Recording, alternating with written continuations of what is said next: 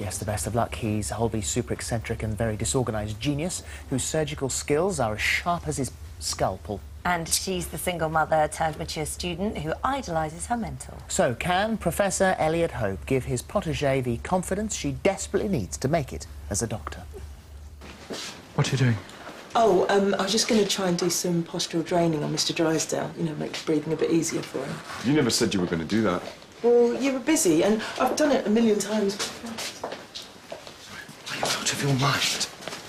Well, it can help drain fluid from the lungs. Yes, I know what postural drainage is, but this man has an abscess. So in his case, you'll be putting unbelievable pressure on his lungs, leading to respiratory arrest. Now, I know you are very keen, and you think you know more than your peers.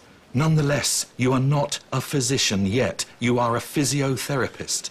Half knowledge is more dangerous than no knowledge. Quite. Uh-oh, welcome, Holby's for Bradley Andi Osho. Welcome to both of you. And that's kind of the problem, isn't it? I guess because he's teaching, he's busy teaching, and she's so keen that it is starting to get her into a bit of trouble. Basically, I think I know what I'm doing. I go into that room and I think, right, I've had a brilliant idea. I'll show him, you know, how much I know, how much I've learned, and then I nearly kill the guy. Which is never a good thing in your profession. It's not a good look. It's the last thing you want to do. It's not a good start. But she's a top student, you know, she's doing really well, but she gets, you know, she gets overconfident and goes in, does the wrong thing, you know. And, What's her background then? What made her change and decide to retrain? Well, she's a physiotherapist, and she's been doing that for a number of years, but then she decides she actually wants to retrain as a doctor. So she's like older student, so like all the others are sort of like in their 20s, and she's 30, or well, over 30. She's got 2 kids, and she's really making like a huge lifestyle change, a life change, like going back to medical school. But he actually does thrive on a bit of chaos, doesn't he? Yes, I mean, I love being. I mean, I was saying I've been on it 7 years, and it feels like 10 minutes, you know, because you get different challenges every week, and the character's nice. It's great for me playing a high status character, because Nigel was my goodness, from running a video store in to being a EastEnders, cardiothoracic surgeon. Cardiothoracic consultant, surgeon, Elliot Hope, OBE. OBE, and now professor. Yes. So, yes, exactly. you know, I suppose I'll be, you know, next year running the country. That would seem to be the right thing to do.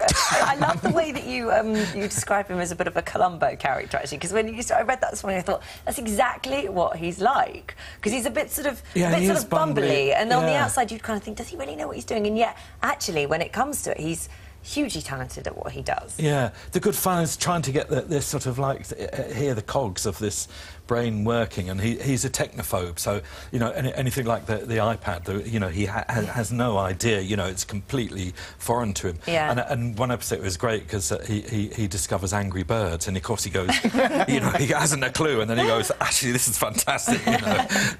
Very addictive. What sort of research did you do? Because you did quite a bit, didn't you? Well, I did, because I just wanted to get it all right. So I started off, obviously, talking to my mum, because she's a nurse, and she worked in theatre as well. So she said, well, one thing, they don't get the crash trolley out nearly as much as they do in Holby. So that was nice to hear.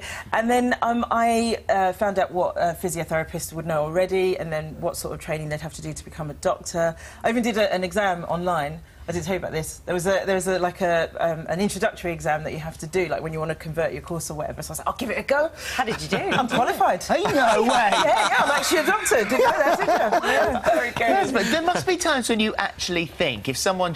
Have they ever said, is there a doctor in the house? Well, I was on a long-haul flight, and this chap, I think he was faking it to get into the... you know that seat in the long haul, and there's the curtain there, and they open up, and it goes, woo! And they're all having a party and having a great time. And you're there, you know, your sort of legs. And this bloke, I think he had too many woo, and he was going, I'm going to get in there. So he's sort of like, you know, I'm having a heart attack. And the hostess got on, she was on the phone, she was looking at me, and she said, is there a real doctor on the plane? So I didn't go on. But the thing is that, you know, and I remember quite early days sort of passing somebody and they'd fainted in the street, and there were people around, and there were actually, you know, medics around, and I thought, maybe I should stop. And then I thought, no, you can't.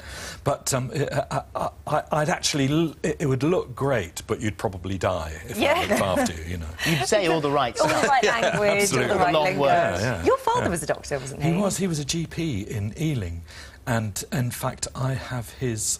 He used to have a Dr. T.G. Bradley and all the letters outside. I now have that in my dressing room. Oh, do you? And it's great. And we were a family of 6, and he wanted at least one of us, to be a doctor. And sort of, then. sort of. the No, closest to it. fictitious doctor. You still have your band? Do you? I have the Kippers, The with the Kippers, silent with an H H. at the Silent H. Silent H at the front Yeah. of the Kippers, yeah. Yes, we've. And you play the sellotape? I do occasionally play the sellotape. Yes. How do you play a sellotape?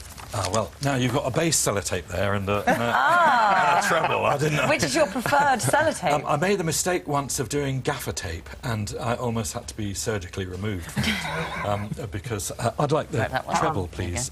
Okay. I'll try and do. Whilst he's shall I setting do that this up? one? Yes, yeah. Well, no, I've don't do that, because that's already knocked only ever on for emergencies, it's there. that one. I'll try and do. Hang on. You have to guess what it is. Okay. Can you guess what it is? Yeah. It's our theme tune! That was good! Very good. Children, please don't try that at home. Because it's expensive. But we only had the recorder. I know. But, you know, Sellotape at school to play. it works best with cheap sellotape, because with if you get proper sellotape, it tears easily. And I made the mistake while I splashed out on proper Well, I'd be sellotape. surprised if that was good quality. And That's that was- probably almost certainly cheap. It is. It must be cheap. I would have thought. What about your stand-up? Are you still doing stand-up? Yeah, still doing stand-up. There's no sellotape in my stand-up, but I'm thinking maybe I should incorporate it. But yeah, still... We could go on the road. What? Yeah, I'll play bass sellotape. Treble. And are you out at the moment? Because have you got something coming up, actually? Well, I'm doing a play at the moment. Opens tomorrow at the Arts Theatre. Yeah. But I'm touring, so my stand-up tour starts in September. That's what I was thinking. So yeah. It's sort of a busy time at the moment. Very busy for both of you. Well, we can see you tomorrow night at 7:30 on BBC One. Yeah, don't watch the football. Yeah. Yeah. Nice alternative. Sorry, it's ITV. Watch the football. Yeah. Well, you can always Sky +1 of them anyway, can't you? Exactly. Yeah. Thank you, guys. Thank you very much indeed. Right.